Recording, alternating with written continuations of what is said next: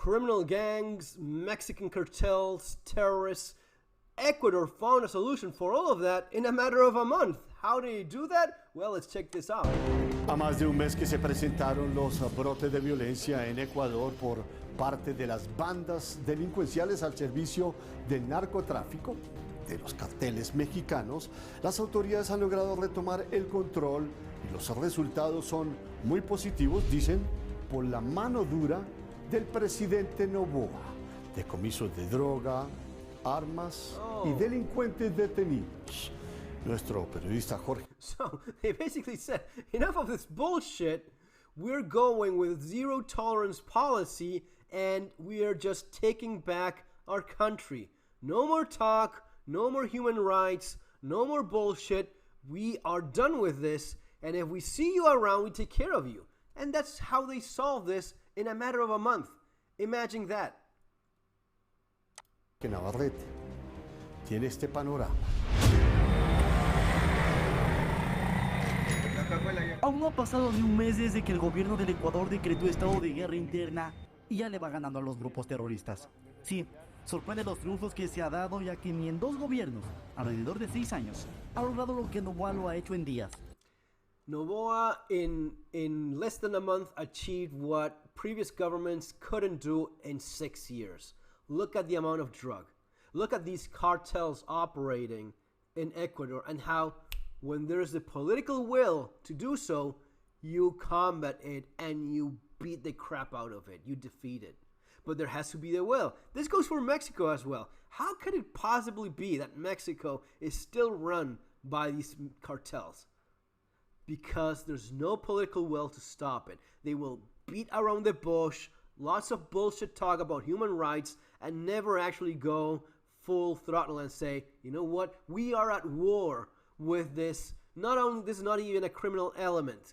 This is a terrorist organization. This is a war that we're fighting against this organized force within our country that needs to be defeated. So there's no negotiating, there's no talking, there's only defeating the enemy. And that's how we achieve these results. Toneladas de sustancias incautadas, cabecillas detenidos y miles de instrumentos de ataque decomisados. Hoy Ecuador vive con menos tensión, con un cierto grado de alerta, pero con menos tensión. Las calles militarizadas y un alto número de ciudadanos detenidos ha generado cierto grado de paz y tranquilidad. So people are finally living in peace, and even though the army is on the streets, they can at least walk safely. Imagine turning a country around so quickly after so many years of living under the thumb of the cartels. Los derechos de los criminales ya no es una prioridad. There's no priority, as the man says, there's no priority here anymore for the rights of criminals. They have no rights anymore. You're a criminal. You lost all of that. Bueno o malo, pero ya ha dado resultados. Pueblo de Arellana, nos dirigimos hacia ustedes, de parte de la organización Los Choneros. Buenas noches.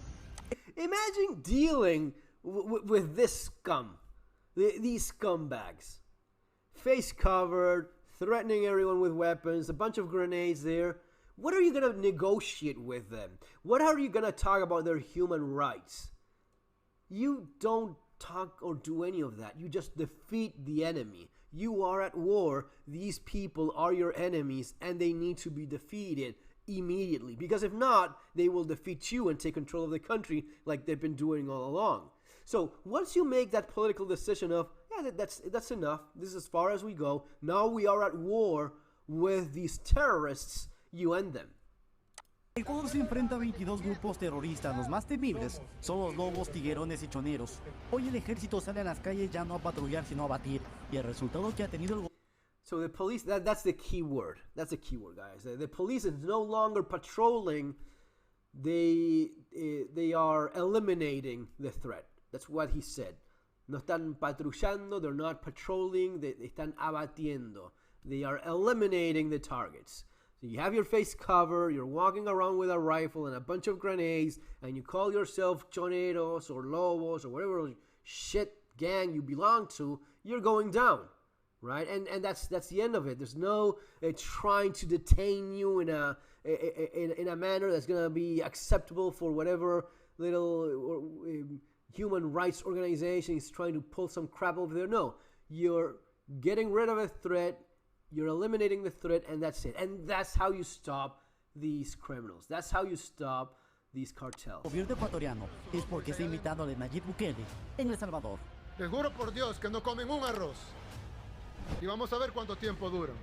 And all because of this man right here, Bukele, who is a damn hero, finally doing what most others corrupt politicians have been doing all along, which is, you know, getting along with the criminals. No, you don't negotiate with these terrorists. You don't talk with them when they are at war with your country. That's what you have. You have an internal war with these criminal or large-scale organizations that are more like a parallel state of violence and anarchy. They want to rule through violence instead of ruling through votes. And you cannot allow that. The moment you allow that, you've lost. So the moment you accept that's what you have in your hands, that's when you can start fighting it in the right way, which is not dealing with it as if they're common criminals, which are not anymore. No, it's a terrorist organization trying to overthrow